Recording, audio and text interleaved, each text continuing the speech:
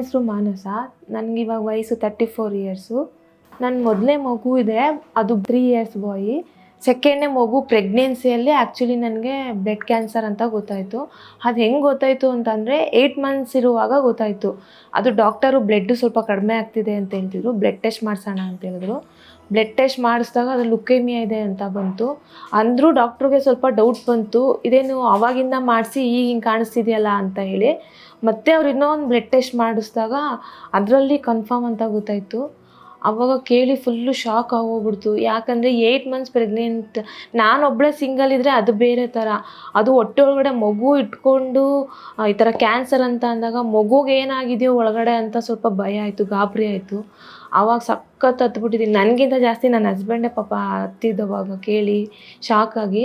ಆಮೇಲೆ ಡಾಕ್ಟರೇ ರೆಫರ್ ಮಾಡಿದ್ರು, ಈ ಥರ ಮಗು ತೆಗಿಲೇಬೇಕು, 8 ಮಂತ್ಸ್ ಆದರೂ ಪರವಾಗಿಲ್ಲ, ಮಗು ನಿಮಗೆ ಡೆಲಿವರಿ ಮಾಡಿಬಿಡಿ ಅಂತ ಅಂದರು. ನಮ್ಮ ಮನೇಲಿ ಎಲ್ಲರೂ 8 ತಿಂಗಳಿಗೆ ಪಾಪು ತೆಗ್ಸೋದು ಬೇಡ, ವೇಟ್ ಕಡಿಮೆ ಇರುತ್ತೆ, ಆಮೇಲೆ ಆರೋಗ್ಯವಾಗಿರಲ್ಲ, ಬೇಡ ಅಂತ ತಡೆದು ಕರೆಕ್ಟಾಗಿ 9 ಮಂತ್ಸಿಗೆ ಬಿದ್ದ ತಕ್ಷಣ ಆಪ್ರೇಷನ್ ಆಯಿತು ನನಗೆ.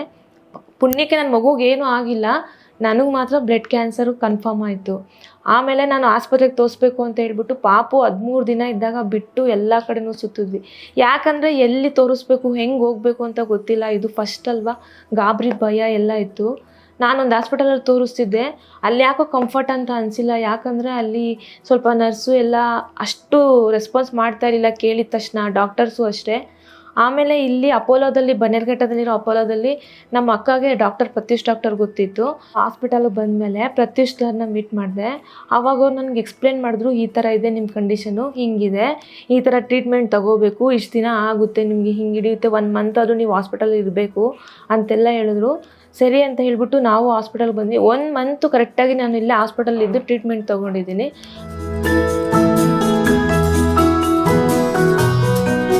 Hi, I am Dr. Pratyush, Consultant Medical Oncology, Hematology in Apollo Hospitals, Bannarghetta. So this particular patient is very special to me because this particular patient, when they came to the OPD, she recently had a baby and she is post 2 months after childbirth. Then she came to our OPD with decreased hemoglobin, decreased WBC count and decreased platelets, what we call pancytopenia. Then we did a bone marrow evaluation. The bone marrow evaluation showed that she had a blood cancer, that is acute myeloid leukemia. Then we had a proper counseling with the family. So emotionally she was in a very distressed state when she came because of the diagnosis, and one side she has to take care of the baby, one side she has to manage the cancer part. So we had a proper discussion with her. After discussion we planned to start her on an intensive chemotherapy called consolidation chemotherapy. Then we admitted the patient for 3 to 4 weeks with a 1-to-1 nursing care in a bone marrow transplantation unit. And after the induction chemotherapy she started showing the response. Her hemoglobin started picking up, WBC, platelets, everything started improving. Then we did a consolidation for 3 to 4 months. At the end of the treatment we did the bone marrow evaluation. Now the bone marrow evaluation is showing that she is completely clear of cancer or she is in remission. So what I want to point out in these kind of situations is that these kind of blood cancers need acute proper evaluation, early diagnosis and a multidisciplinary care where all the support system is available. So I wish the family and the patient a very best for the future, and I will always remember this patient. Thank you. ಈಗ treatment ಎಲ್ಲ ಮುಗ್ದಿದೆ. ಈಗ 1 month ಆದಮೇಲೆ report ಎಲ್ಲ ಬಂದು scan ಎಲ್ಲ ಮುಗ್ದು ಎಲ್ಲ ಆಗಿದೆ. ಇವಾಗ ಹೆಂಗೆ ಫೀಲ್ ಆಗ್ತಿದೆ ಅಂತಂದರೆ, ಆವಾಗ ಆತಂಕ ಭಯ ಇವಾಗ ಏನೂ ಇಲ್ಲ. ಅಷ್ಟು ಚೆನ್ನಾಗಿ ಟ್ರೀಟ್ಮೆಂಟ್ ನಡೆದಿದೆ ನನಗೆ, ಅಷ್ಟು ಚೆನ್ನಾಗಿ ಆಗಿದ್ದೀನಿ.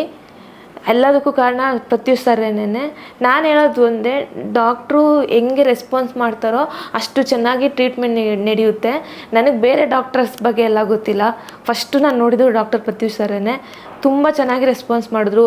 ಏನಾದರೂ ಆಗಲಿ ಫೋನ್ ಮಾಡಿದ್ರು ಅಷ್ಟೇ, ಫೋನ್ ಮಾಡಿ ಕೇಳಿದಾಗೂ ಅಷ್ಟೇ, ಹಿಂಗೆ ತೊಗೊಳ್ಳಿ, ನಿಮ್ಮ ಹತ್ರನೇ ತೊಗೊಳ್ಳಿ, ಇಷ್ಟು ದೂರ ಬರೋಕ್ಕೆ ಹೋಗಬೇಡಿ, ಅಷ್ಟು ರಿಸ್ಕ್ ತೊಗೊಂಡು ಅಂತೆಲ್ಲ ಹೇಳೋರು. ಇವತ್ತು ನಾವೇನಾದ್ರು ಇಲ್ಲಿ ಕೂತಿದ್ದೀವಿ ಅಂತ ಅಂದರೆ ಅದಕ್ಕೆ ಪ್ರತ್ಯೂಷ್ ಸರೇ ಕಾರಣ. ನಾನು ಇವಾಗ ತುಂಬ ಮನಸ್ಸಿಂದ ಹೇಳ್ತಾ ಇದ್ದೀನಿ. ಎಷ್ಟು ಖುಷಿ ಆಗ್ತಿದೆ ಅಂದರೆ ಅವ್ರಿಗೆ ಎಷ್ಟು ಧನ್ಯವಾದ ಹೇಳಿದ್ರು ಸಾಕಾಗ್ತಾಯಿಲ್ಲ ನನಗೆ, ಅಷ್ಟು ಖುಷಿ ಆಗ್ತಾಯಿದೆ.